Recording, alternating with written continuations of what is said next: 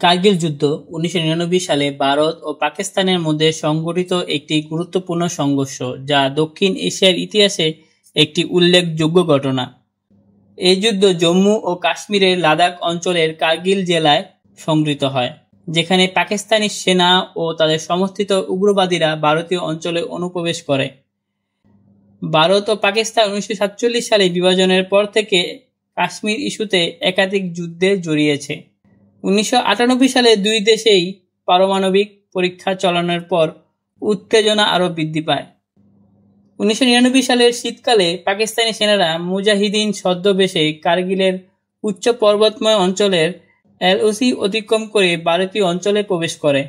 তারা কৌশলগতভাবে গুরুত্বপূর্ণ পাহাড়ি চূড়া দখল করে, যা জাতীয় মহাসড়ক 1-কে হুমকির মুখে ফেলে। এই মহাসড়ক শ্রীনগর ও লেহের মধ্যে যোগাযোগের প্রধান মাধ্যম ছিল। মে 1999 সালে স্থানীয় মেষপালকরা ভারতীয় সেনাবাহিনীকে অনুপ্রবেশের খবর দেয়।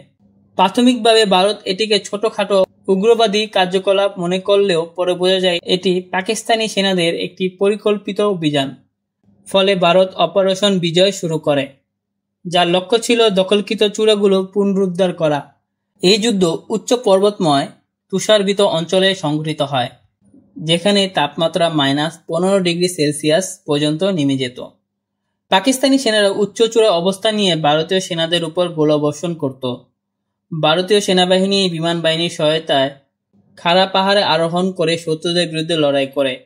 টাইগার হিল ও তোলোলিং এর মতো গুরুত্বপূর্ণ চূড়া পুনরুদ্ধারে ভারতীয় সেনারা অসাধারণ সাহসিকতা দেখায়।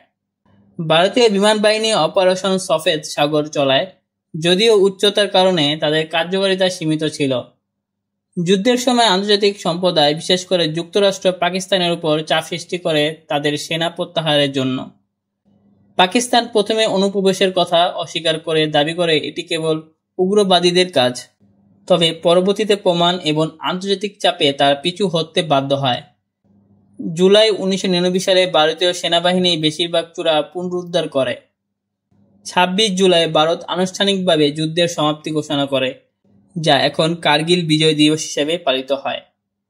এই যুদ্ধে ভারতের প্রায় 527 জন সৈন্য শহীদ হয় এবং পাকিস্তানের হতাহতের সংখ্যা 700 এর বেশি বলে অনুমান করা হয়। কার্গিল যুদ্ধ ভারত ও পাকিস্তানের মধ্যে কাশ্মীর ইস্যুর জটিলতাকে আরও স্পষ্ট করে। এটি ভারতীয় সেনাবাহিনীর সাহস ও দৃঢ়তার প্রতীক হয়ে ওঠে, তবে একই সঙ্গে যুদ্ধের মানবিক ক্ষতিরও স্মরণ করিয়ে দেয়। এই ঘটনা দুই দেশের মধ্যে শান্তি ও কূটনৈতিক সমাধানের গুরুত্ব তুলে ধরে।